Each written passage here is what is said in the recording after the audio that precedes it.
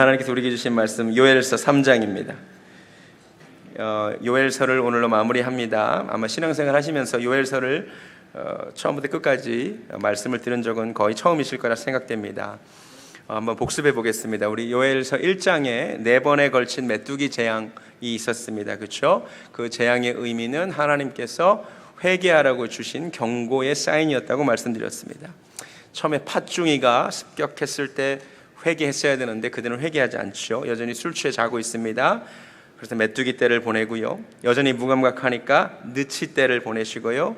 그래도 아무런 영적인 변화가 없으니까 하나님은 황충 떼도 보내셨다라고 말씀을 드렸습니다. 결국 우연이 아니고 불운도 아니고 자연 환경 속에, 재해 속에 하나님의 경고가 담겨 있었다라고 말씀을 드렸습니다. 이 말씀을 언급하면서 우리도 환경 속에 닥치는 위기 속에 하나님의 음성이 있을 수 있다고 말씀드렸습니다. 내 삶의 위기가 닥칠 때 돌아오라는 하나님의 음성을 듣기 원합니다. 특별히 1장에서 하나님은 4부류의 청중에게 명령을 주셨습니다. 기억하십니까? 첫 번째 청중은 먼저 노인들이었죠. 먼저 들어야 된다고. 노인들이 먼저 이 말씀을 듣고 젊은이에게 전해줘야 된다고. 기억나십니까? 우리 교회 시니어분들이 정말 하나님의 말씀에 먼저 반응하기 원합니다. 두 번째 청중은 취해 있는 자들아. 그렇죠? 메뚜기 재앙이 4번이나 지나가도 술 취하고 잠자고 있는 영혼들에게 깨어나라고 경고하셨죠. 저도 그 말씀을 근거로 지금 우리가 무엇인가에 취해 있다면 세상 성공에, 음란에, 쾌락에, 게임에, 각종 중독에, 잠에 취해 있는 영혼들이 깨어나서 일어나자고 기도하자고 설교했습니다. 감사하게도 그 설교 이후 몇 주간 저희 교회 새벽기도 인원이 많아지고 있습니다. 너무 감사한 것 같습니다. 세 번째 청중은 농부들이었습니다. 놀랍게도 주님은 농부들에게 부끄러운 생각을 회개하라고 했죠. 그것이 무엇이었냐면 내가 노력만 하면 거둘 수 있다는 그 생각 아니라는 거죠. 그동안 하나님이 자연재해를 막아주셨기 때문에 그 농부의 노력이 빛을 발했던 것뿐이라는 것이죠. 우리에게 주신 음성이 있습니다. 내가 열심히 산다고 다 잘 되는 것 아닙니다. 위에서 주님이 도와주셔야 할 줄로 믿습니다. 마지막으로 주님이 제사장들에게 당부하셨죠. 본인만 회개할 것이 아니라 금식일을 정하고 성회를 소집하여 함께 회개해야 된다고. 그 말씀 기억나십니까? 이것이 요엘서 1장의 내용이었습니다. 2장에서는 여호와의 날이 얼마나 무서운지를 1절부터 11절까지 길고 아주 다양한 형용사와 부사를 아주 끔찍한 수식어를 동원하여 말씀하셨습니다. 왜 그렇게 길게, 왜 그렇게 끔찍하게 설명하신다고요? 그러니까 회개하라고. 이렇게 무서운 심판이 기다리고 있으니까 일종의 충격요법이라고 말씀드렸죠. 기억이 나시죠? 예수님도 똑같이 그 누구보다도 지옥에 대하여 가장 자세하게 설명하셨습니다. 왜? 그 심판이 그렇게 무서우니까 돌아와야 한다고. 그리고 주님이 2개의 나팔을 불라고 하시는데 하나는 경고의 나팔, 또 하나는 거룩한 성회의 나팔을 불어야 된다고. 우리 교회 강단이 회개하지 않으면 망한다는 경고의 나팔이 울리고 거룩한 성회의 나팔이 울리기를 소원합니다. 그래서 지난주에 저희가 전교인 금식 성회를 했는데 너무나 감사하게 하나님의 은혜가 있었습니다. 여기까지가 요엘서 2장의 말씀이었습니다. 오늘 마지막 3장입니다. 주님은 3장에서 한 가지 더 약속을 주십니다. 1절을 보겠습니다. 보라, 그날 곧 내가 유다와 예루살렘 가운데 사로잡힌 자를 돌아오게 할 그때, 그러니까 회개하고 나면 내가 회복시켜 줄 텐데, 그러면 내가 만국을 모아 데리고 여호사밧 골짜기에 내려가서 내 백성 곧 내 기업인 이스라엘을 위하여 거기에서 그들을 심문하리니 이는 그들이 이스라엘을 나라들 가운데에서 흩어버리고 나의 땅을 나누었으며 라고 말하면 쉽게 말합니다. 이스라엘이 여호와의 이름을 부르며 하나님께로 돌아킬 때 하나님은 그들에게 경제적인 문제도 해결해 주시고 영적인 회복도 주실 뿐만 아니라 그동안 이스라엘을 압제해온 이방 나라들도 대신 심판해 주시겠다 이렇게 말씀하십니다. 할렐루야.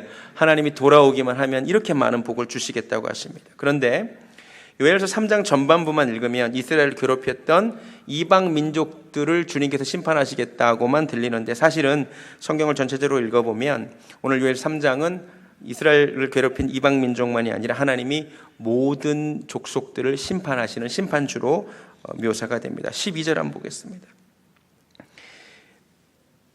민족들은 일어나서 여호사밧 골짜기로 올레할지어다. 여호사밧의 뜻은 여호와께서 심판하신다는 뜻입니다. 상징적인 의미가 있죠. 내가 거기에 앉아서 사면의 민족들을 다 심판하리라. 아멘. 영어로 이렇게 되어 있습니다. There I will sit to judge all the nations on every side. 여러분, 요엘서 3장은 모든 민족을 심판하시는 하나님에 대하여 말씀하고 계십니다. 민족만이 아니라 하나님은 한 개인을 또 심판하시는 분임을 믿으시기 바랍니다. 그 보좌 앞에, 그 여호사밧 골짜기로 상징되는 그 심판대 앞에 수많은 사람들이 서 있습니다. 14절, 사람이 많으며 심판의 골짜기에 사람이 많으며 심판의 골짜기에 여호와의 날이 가까움이로다. 아멘. 여러분, 분명히 알아야 될 것은 하나님은 심판자라는 것입니다. 심판이 있습니다. 모든 민족을 하나님이 심판하실 여호와의 날이 있습니다. 우리 각 개인들이 하나님 앞에 심판받을 개인의 종말이 있을 줄로 믿습니다.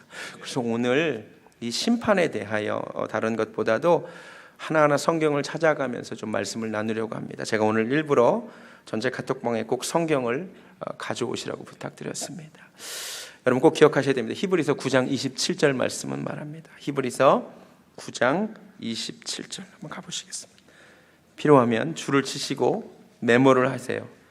심판에 관련돼서 성경이 무엇을 얘기하고 있는가. 히브리서 9장 27절. 성경은 선언합니다. 약 신약 성경 362페이지 정도 있습니다. 한 번 죽는 것은 사람에게 정해진 것이요 그 후에는 심판이 있습니다. 아멘. 아멘. 한 번 죽는 것을 하나님이 정하셨습니다. 우리 한 번 삽니다. 그리고 무서운 것은 그 후에 심판이 기다리고 있습니다. 누가 심판하는가? 야고보서 4장입니다. 야고보서. 히브리서 바로 뒤에 있어요. 야고보서 4장. 자, 성경 말씀 그대로 따라가 보겠습니다. 누가 심판자냐? 히브리서 4장 12절. 375페이지 정도 있습니다. 입법자와 재판관은 오직 한 분이시니 능히 구원하기도 하시며 멸하기도 하시느니라. 아멘. 여러분, 심판주는 오직 하나님 한 분이신 줄로 믿습니다. 근데 야고보서가 무슨 얘기를 하냐면, 그런데 너는 누구이기에 이웃을 판단하고 사느냐라고 말합니다. 너는 누구이기에 이웃에 대하여 심판자 노릇을 하고 사느냐라고 말합니다. 가만히 생각해 보니까 우리 문제가 뭐냐면 하나님 자리에 앉아서 사람들을 심판하고 살아갑니다. 맞습니까? 때로 심지어 예배를 드리면서도 목회자의 설교도 심판합니다. 판단합니다. 옆에 앉은 성도의 예배 드리는 모습을 보면서도 판단하고 심판하고 있습니다. 여호사밧의 골짜기에서 내려오기를 원합니다. 주님 말씀하십니다. 너는 누구이기에 내 이웃을 판단하느냐? 너는 누구이기에 내 이웃을 심판하고 있느냐? 여러분, 심판자는 하나님 한 분이신 줄로 믿습니다. 되게 중요한 말씀인 것 같아요. 여러분, 우리 교회 예배를 드리러 나오셔서 이제 오래전 일이긴 한데 우리 교회 한번 예배를 드리고 가신 분이 이 교회는 어떤 교회다라고 딱 심판하고 가시더라고요. 그러면 안 돼요. 여러분, 외부에서 강사 목사님들 한번 오실 때 목사님들 말씀 한번 전한 거 가지고 저 목사님은 어떤 목사님이다 함부로 판단하지 마세요. 오늘 야고보서 4장 12절 꼭 기억하세요. 너는 누구이기에 내 이웃을 판단하느냐? 함부로 심판하지 마십시오. 부탁드리겠습니다. 세 번째 중요한 것. 자, 하나님이 심판하시는데 언제 심판하시느냐? 고린도전서 4장 가보시겠습니다. 고린도전서 4장. 고린도전서 4장.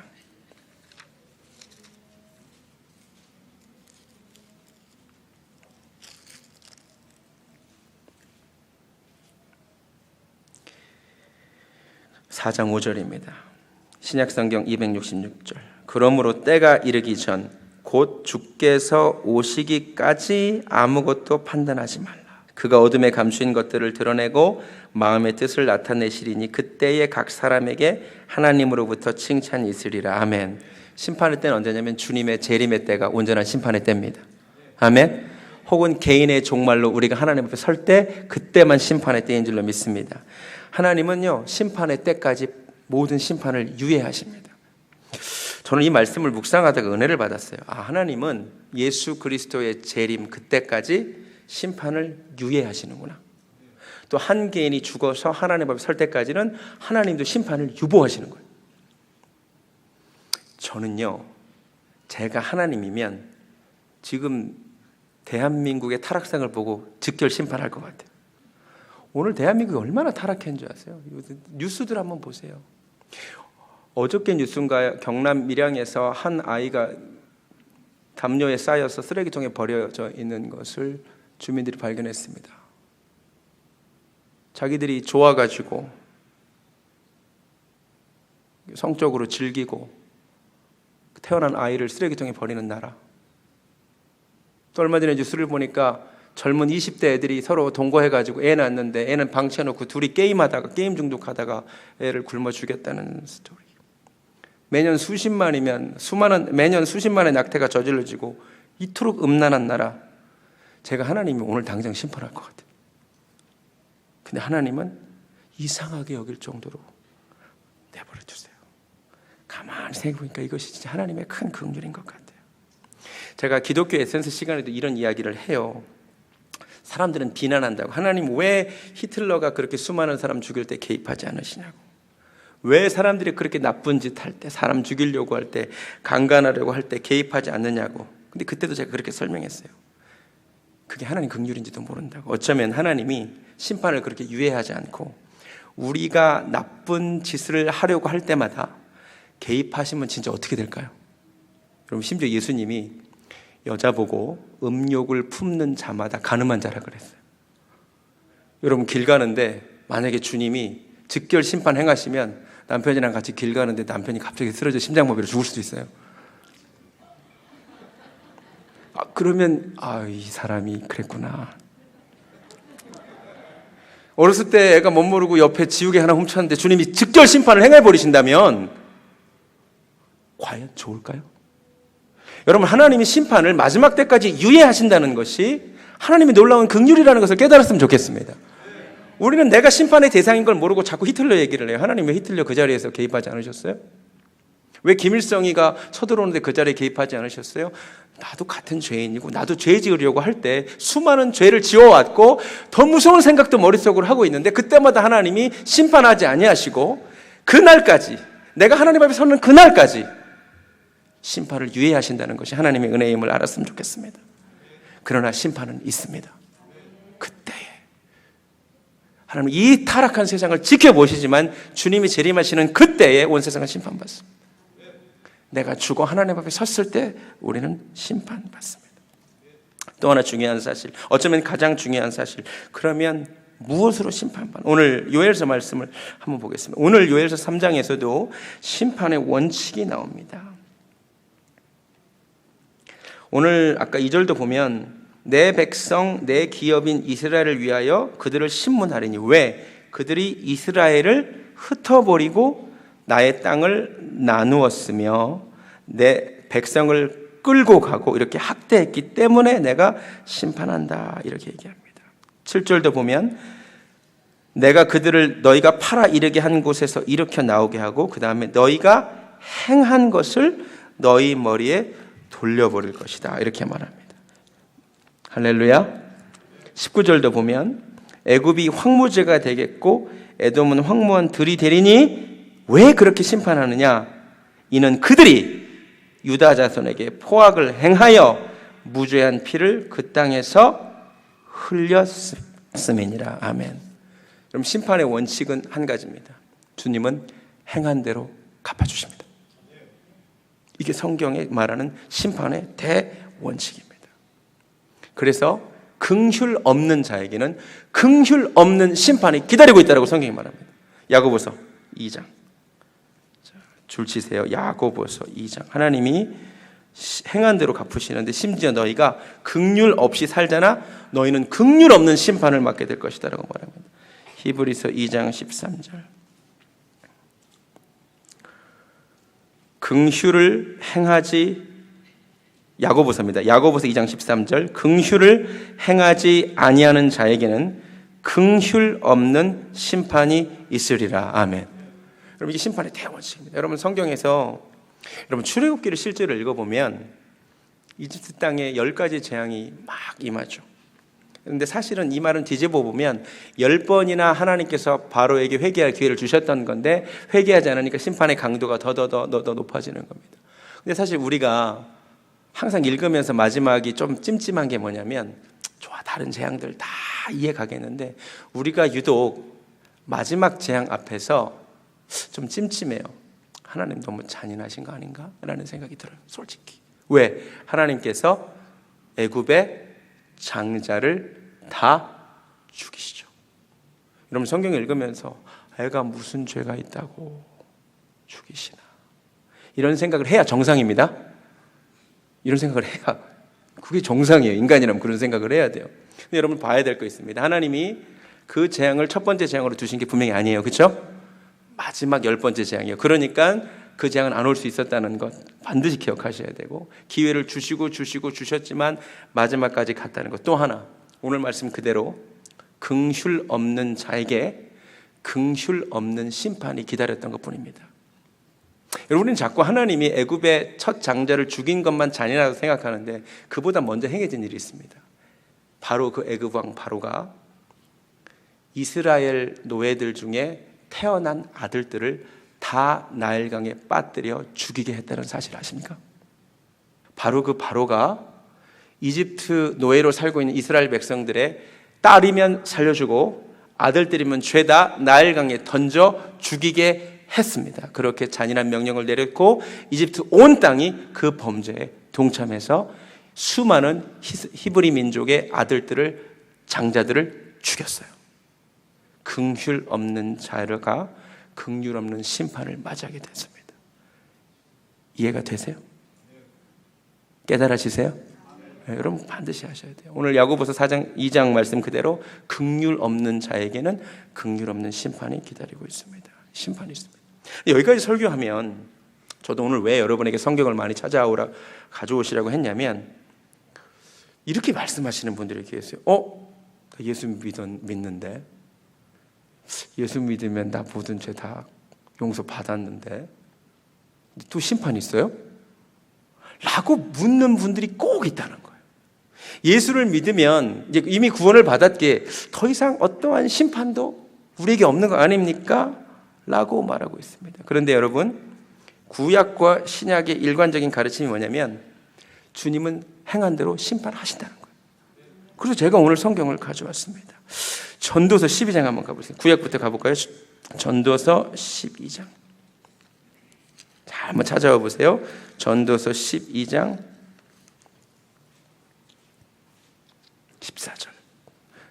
구약 성경학 960페이지 정도 있습니다. 전도서 12장 14절. 요새는 뭐 핸드폰도 찾기가 좋죠. 자, 성경 말씀은 우리가 하나님 말씀이라고 믿는데 전도서 12장 14절에 이렇게 되어 있습니다. 하나님은 모든 행위와 모든 은밀한 일을 선악간에 심판하시리라. 아멘. 하나님 말씀입니다. 아멘. 심판하신대요. 시편 62편 12절에 이거 제가 읽어드릴게요. 주께서 각 사람을 행한 대로 갚으심이라 라고 되어 있습니다. 에스겔 가보겠습니다. 에스겔서 이건 찾아보겠습니다. 에스겔 7장. 하나님께서 한 민족을 심판할 때도 그 심판의 어떤 기준은 명확합니다. 네가 행한 대로 내가 심판한다. 에스겔 7장. 제가 에스겔서를 설교했지만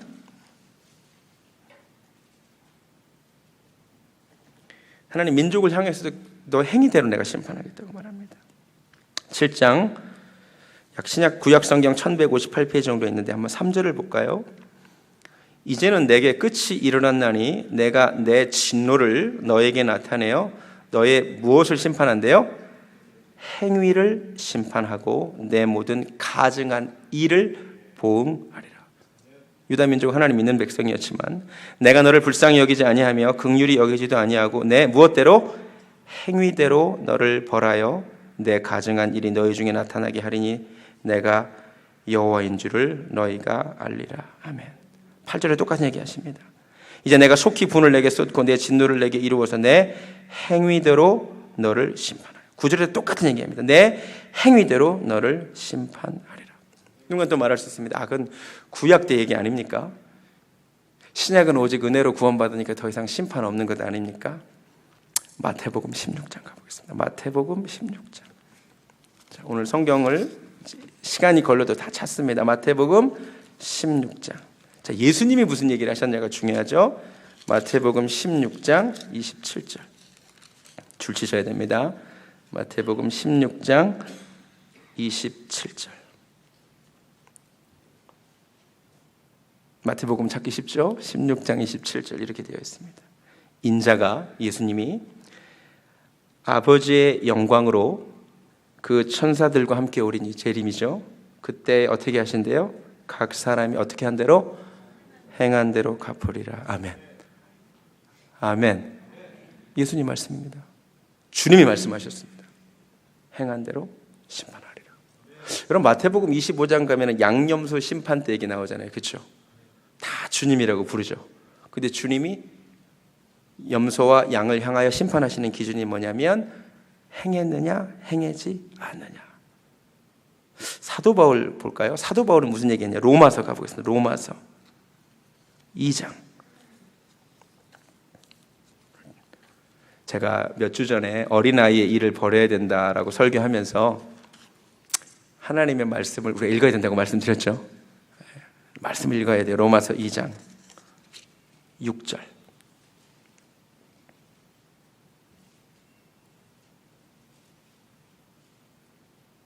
하나님께서 각 사람에게 그 행한 대로 보응하시되. 아멘. 참고 선을 행하여 영광과 존귀와 썩지 아니함을 구하는 자에게는 영생으로 하시고, 오직 당을 지어 진리를 따르지 아니하고 불의를 따르는 자에게는 진노와 분노로 하시리라. 악을 행하는 각 사람이 영에는 환난과 곤고가 있으리니. 10절. 선을 행하는 각 사람에게는 영광과 존귀와 평강이 있으리니. 아멘. 하나님 말씀 맞습니까? 사도 바울이 분명히 얘기했습니다. 2장 좀 읽어볼까요? 좀 더 읽어볼까요? 13절. 다 줄치세요. 하나님 앞에서는 율법을 듣는 자가 의인이 아니요 오직 율법을 뭐하는 자라야? 행하는 자라야. 자, 사도 바울도 분명히 행함에 따른 하나님 심판 얘기했습니다. 베드로 얘기해 볼까요? 베드로전서 1장. 베드로전서 1장.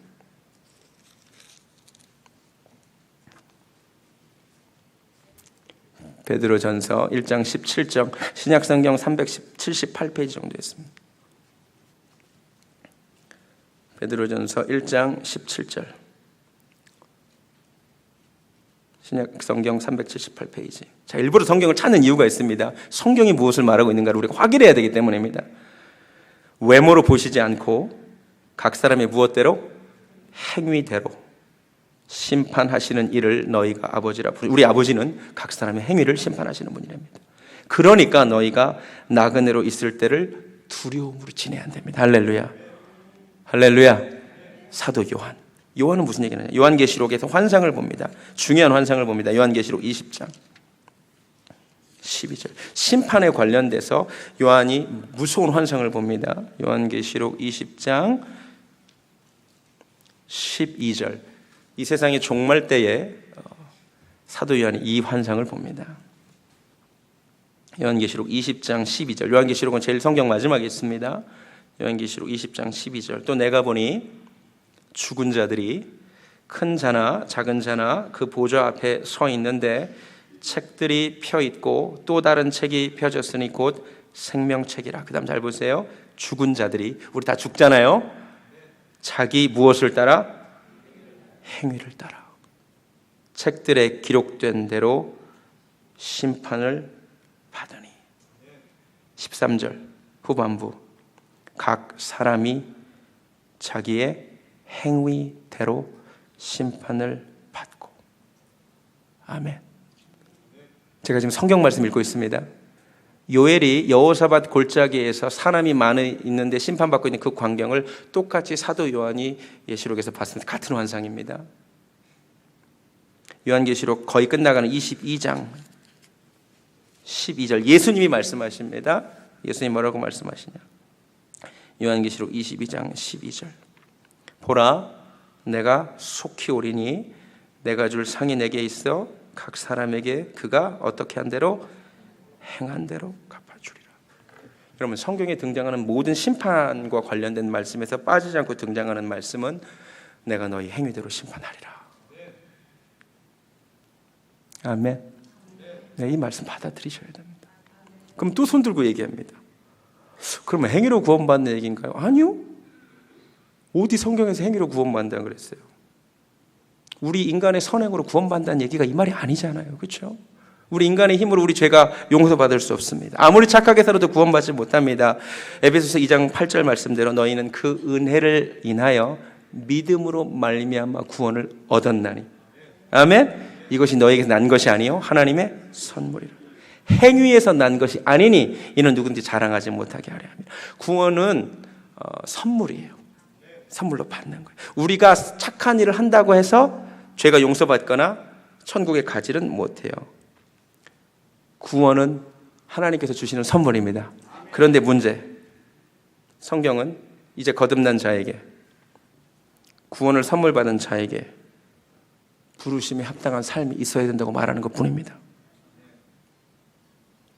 아멘. 구원 받았으면 구원받은 자답게 살아야 되지 않겠느냐? 구원 받았다고 말은 하는데 구원받지 않았다는 삶을 하면 사실 행함이 없는 믿음은 그 자체가 무슨 믿음이다? 죽은 믿음이다. 그 얘기하는 거죠. 이게 차이가 이해가 되세요? 내가 입술로는 내가 믿는다 라고 말은 할 수 있지만 삶을 보면 구원받은 사람만이 구원받은 사람처럼 살 수 있는 거 아세요? 구원받지 못한 사람은 입술로는 믿는다라고 말하지만 그 삶에 구원받은 사람처럼 살 수 없다는 거죠. 우리가 자꾸 구원을 오해합니다. 우리 행위랑 상관없대. 선물이래. 이보다 신나는 게 어디 있어요? 천국 가는 티켓 다 확보한 것 같잖아. 근데 주님이 그 티켓 잘 간수하고 있는지 검사한다는 건 까먹는 거예요, 자꾸. 성경은 구원 받았다라고도 얘기하지만 구원 받아야 한다고도 얘기하는 거 아세요? 이미 얻은 구원도 있지만 앞으로 받을 구원도 있다고 말하는 거 아세요? 성경 찾아볼게요. 빌립보서 2장. 빌립보서 2장. 구원 받았지만 구원 이루어야 된다고 말합니다. 빌립보서 2장 12절. 빌립보서 2장 12절. 신약성경 320페이지 정도 있습니다. 그러므로 나의 사랑하는 자들아, 너희가 나 있을 때뿐 아니라 더욱 지금 나 없을 때에도 어떻게 해서 항상 복종하여 순종하여 두렵고 떨림으로 너희 구원을 이루라. 아멘. 우리 구원은 하나님의 전적인 은혜로 시작되었습니다. 우리의 모든 죄가 용서받은 줄로 믿습니다. 그러나 우리가 걸어가야 될 구원의 길도 있는 거 아십니까? 왜 출애굽기를 보고 우리의 구원의 모형이라고 말합니까? 이스라엘 백성들이 이미 이집트 땅에서 구원받았죠. 그런데 그들은 또한 가나안 땅을 향하여, 구원의 땅을 향하여 걸어가고 있죠. 이해가 되세요? 우리가 예수를 믿을 때 우리 과거의 모든 죄에서 구원받은 줄로 믿습니다. 그런데 우리는 또한 영원한 천국을 향하여 걸어가야 할 줄로 믿습니다.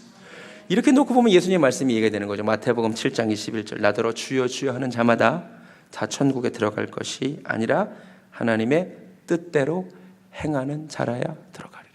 왜? 진짜 믿는 자는 부르심에 합당한 삶을 걸어갈 수밖에 없으니까. 근데 진짜 구원받지 못했기에 입술로는 구원받았다고 말하지만 주님이라고 부르지만 실제로 신앙인답게 살지 못하니까 그건 아니라는 거죠. 여러분, 예수님한테 행위 구원원자라고 비난할 것입니까? 그게 아니죠. 우리가 믿을 때에 우리의 죄에서 구원받고 이제 우리는 부르심에 합당한 삶으로 걸어갈 것을 요청받고 내 모든 행위는 심판의 대상인 줄로 믿습니다.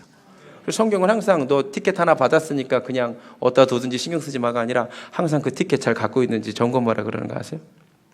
진짜 성경이 그렇게 얘기해요. 고린도후서 13장 가보세요. 고린도후서 13장 5절.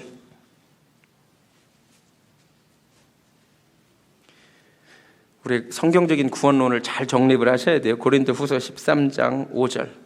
성경이 왜 이런 얘기를 하고 있는가? 믿음으로 구원받는다고 하지만 고린도서 13장 5절 너희는 믿음 안에 있는가 너희 자신을 시험하고 너희 자신을 확증하라.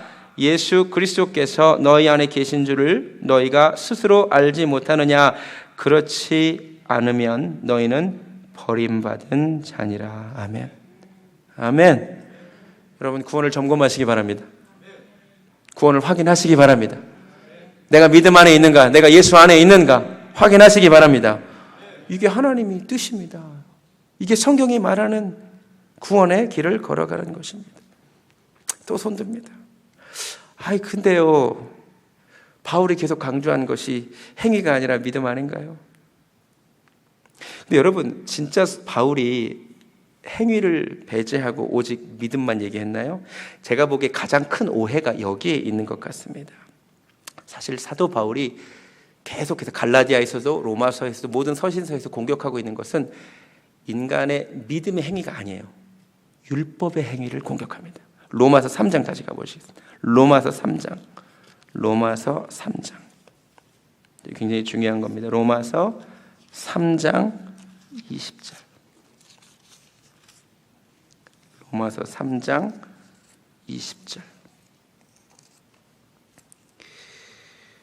그러므로 율법의 행위로 그의 앞에 의롭다 하심을 얻을 육체가 없다라고 말합니다. 자, 이스라엘 사람들은 율법의 행위가 굉장히 중요하다고 생각했습니다. 내가 할례를 받으면, 내가 안식일을 준수하면, 율법을 지키면 나는 구원받는다.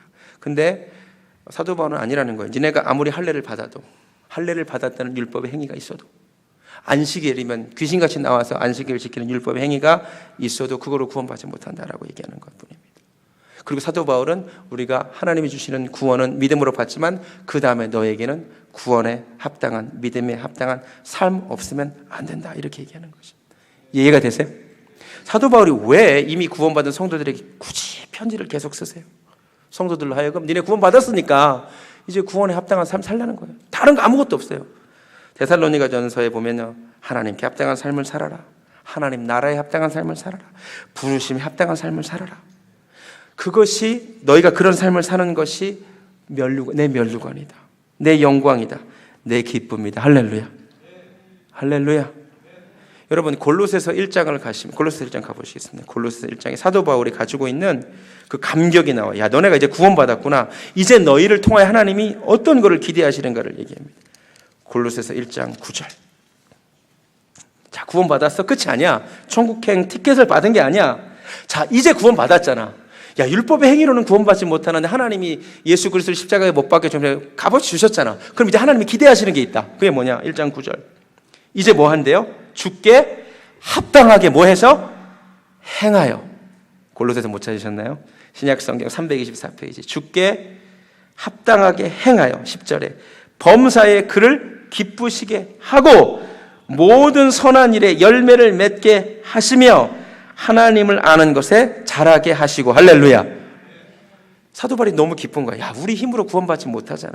의롭게 살 수도 없잖아. 근데 하나님이 우리를 거듭나게 하셨잖아. 우리에게 성령도 주셨잖아. 이제 하나님 뭘 기대하시냐? 주께 합당하게 행할 거 기대하지 않겠냐? 범사에 하나님을 기쁘시게 할 삶을 기대하지 않겠느냐? 할렐루야. 그런데 가끔 가다가 사도 바울이 화를 낼 때가 있어요. 믿었다고 하는데 불의한 삶을 살아. 신자라고 하는데 간음을 하고 살아. 사도 바울이 그때마다 불같이 화를 내면서 얘기합니다. 불의한 삶을 그렇게 살면서 너네가 진짜 구원받았다고, 하나님 나라를 상속할 수 있다고? 아니다 라고 말합니다. 고린도전서 가보시겠습니다. 고린도전서 왔다 갔다 하지만 정신이 없지만 중요합니다. 고린도전서 6장 9절. 고린도전서 6장 9절. 사도 바울이 말합니다. 다 이거 고린도 교회 이미 믿고 구원받았다는 사람한테 얘기합니다. 너네에게 기대한 하나님의 나라에 합당한 삶인데 너네가 근데 불의하게 살아?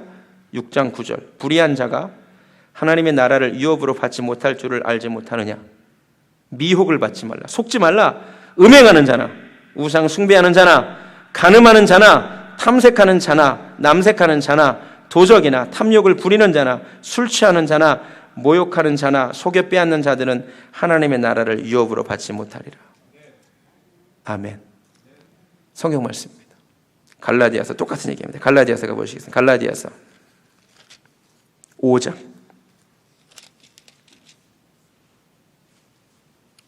19절.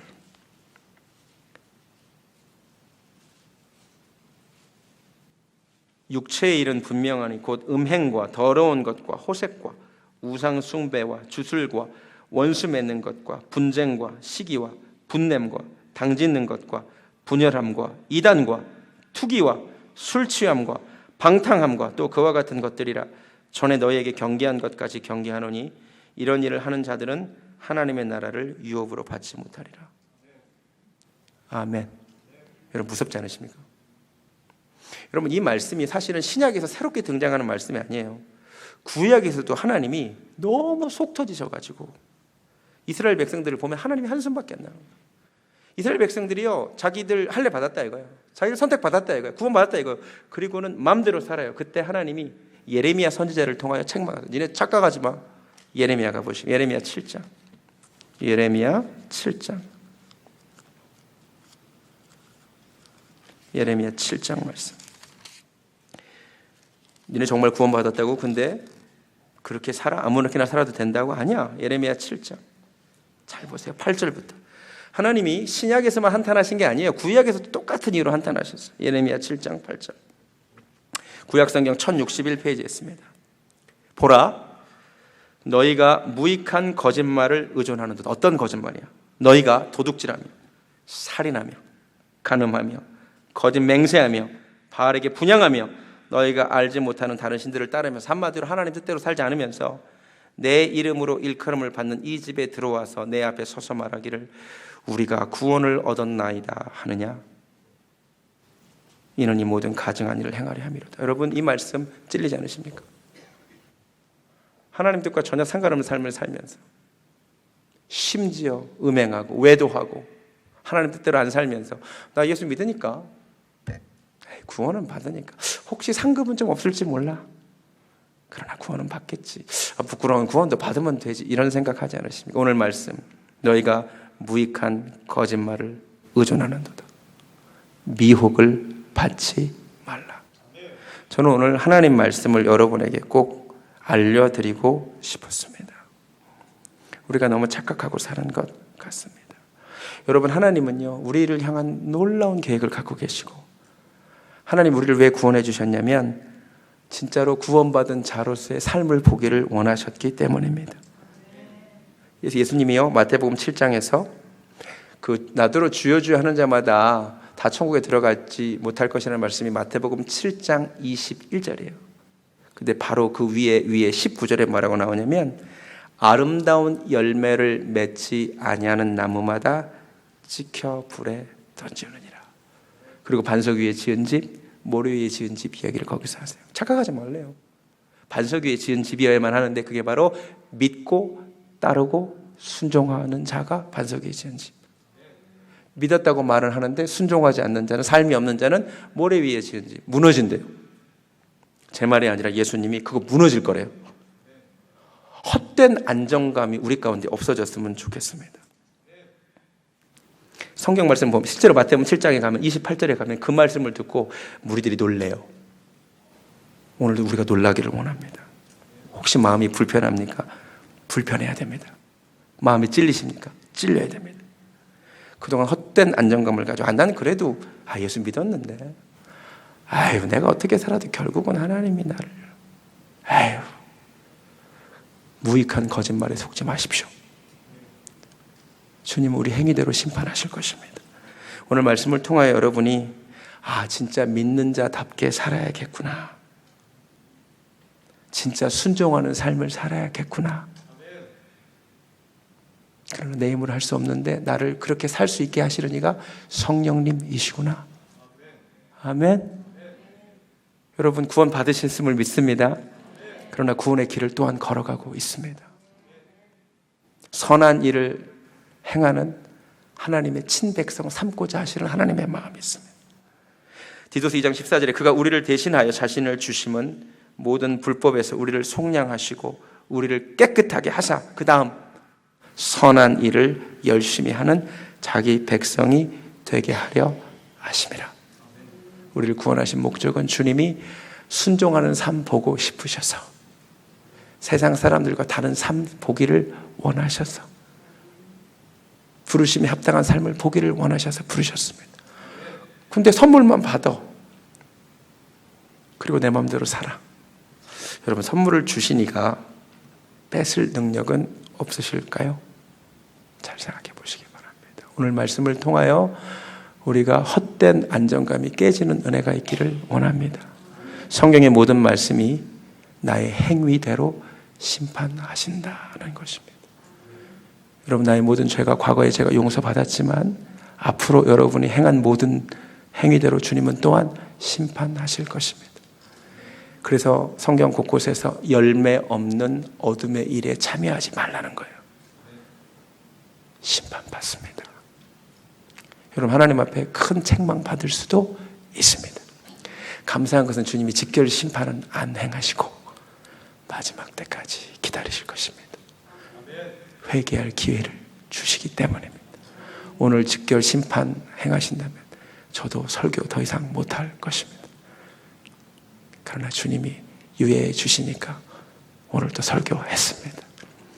여러분도 하나님이 오늘 또 살려주시고 오늘 또 회개하라고 기회를 주신 줄로 믿습니다.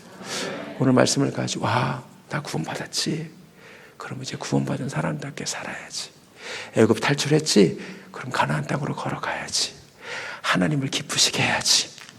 아멘. 내 하루의 삶이 하나님을 기쁘시게 하는 삶이 돼야지. 열매 없는 어둠의 일은 거부하고 살아야지. 열매 없는 일들은 버려야지. 할렐루야. 하나님 앞에 열매 올려드리는 행위대로 심판하신 하나님을 두려워하며 두렵고 떨림으로 우리 구원을 이루기를 주님의 이름으로 축원합니다. 찬양하겠습니다. 예수 따라가며 복음 순종해야 돼요. 그래야 우리 행할 길이 환합니다.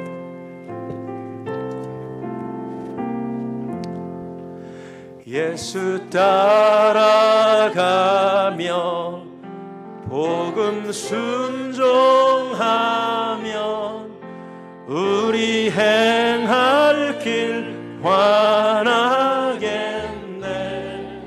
주를 의지하며 순종하는 자를 주가 늘 함께 하시리라. 의지하고 순종하는 길은 예수 안에 즐겁고 복된 길이로다. 해를 당하거나 우리 고생할 때 주가 곧 없이 하시겠네. 주를 순종하는 자를 주가 안위해 주시리. 의지하고 순종하는 길은 예수 안에 즐겁고 복된 길이로다. 한 번 죽는 것은 사람에게 정하신 것이요 그 후에 심판이 있습니다. 하나님 한 분만 심판자이십니다. 입법자와 재판관은 오직 한 분이시니 능히 구원하기도 하시며 멸하기도 하시느니라. 그런데 너는 누구이기에 이웃을 심판하느냐. 스스로 여호사밧 골짜기에 앉아 예배를, 목회자를, 성도를 심판하고 산 죄를 용서하여 주시옵소서. 심판의 때가 있습니다. 때가 이르기 전 곧 주께서 오시기까지 아무것도 판단하지 말라 하셨습니다. 그가 어둠에 감추인 것들을 드러내고 마음의 뜻을 나타내시리니 그때에 각 사람에게 하나님으로부터 칭찬이 있으리라. 심판의 때, 마지막 때, 그때까지 하나님은 심판을 유예하십니다. 이게 하나님의 은혜입니다. 즉결 심판에 행해지지 않아서 감사한 것입니다. 내가 개인의 종말이 올 때까지, 우주의 종말이 올 때까지 주님이 심판을 유보하십니다. 참으십니다. 회개하라고. 심판의 기준은 행한 대로입니다. 긍휼 없는 자에게는 긍휼 없는 심판이 있습니다. 내 행위대로 너를 심판하리라. 인자가 아버지의 영광으로 그 천사들과 함께 오리니 그때 각 사람이 행한 대로 갚으리라. 각 사람의 행위대로 심판하시는 하나님을 두려워하게 하시고, 이제 우리가 구원받았사오니 과거의 모든 죄에서 용서받았사오니 이제 우리의 삶이 더 중요해졌습니다. 내 행위로 구원을 받아서가 아니라 구원을 받았으니까 구원받은 자답게 살아야 합니다. 주님, 우리를 다스려 주시옵소서. 열매 없는 어둠의 일에 빠지지 않게 하시고, 속지 않게 하시고, 미혹되지 않게 하시고, 빛의 자녀들처럼 살아가게 하여 주시옵소서. 이제는 우리를 구원하신 우리 주 예수 그리스도의 은혜와 각 사람의 행한 대로 심판하시는 두렵고 무서우신 심판자이신 하나님의 은혜와 우리로 하여금 부르심에 합당한 삶을 살도록 감동하시고 힘을 주시는 성령 하나님의 역사하심, 오늘 말씀을 듣고 두렵고 떨림으로 구원을 이루기를 소원하는 사랑하는 베들게 성도님들 머리 위에 지금부터 영원까지 함께 하시기를 간절히 축원하옵나이다. 아멘.